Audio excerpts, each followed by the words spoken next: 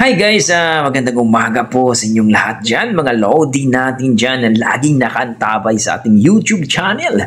So, napakalamig na po ngayong umagang itong mga idol. So, kumusta po?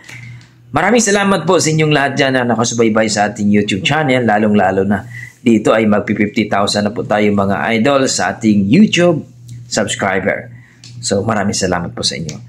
So ngayong umaga nito mga idol ay magbibigay po tayo ng reaction dito sa ating nakitang bagong video na kung saan mga idol ang may-ari po ng video or itong channel na Rinsbo TV. 2,000 po ang kanyang subscriber. So supportahan po natin mga idol. So ang kanyang title, Napadaan lang sa mall, kumanta ang galing. Just One cover by It's Abando.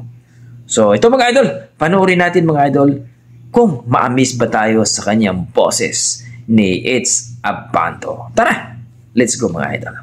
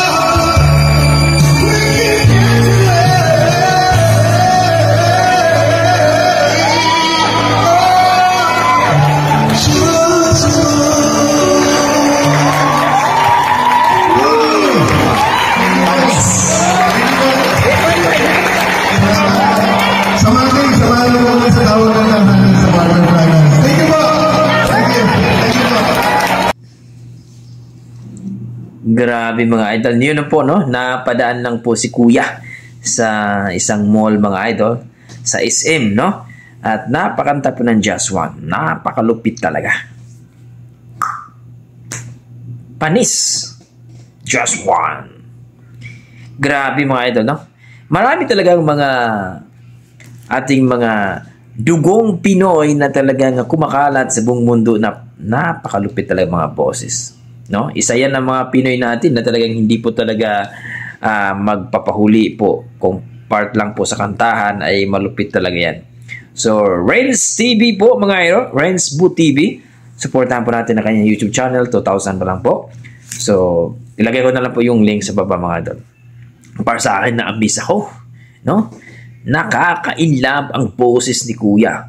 Yung parang Renz Birano ang datingan, no? May hagod na talagang di ba?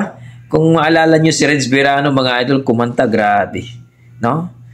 At dito po sa version na yan, Just One, sa last part niya mga idol, nakita natin na talagang nilaro pa ang lupit ng boses.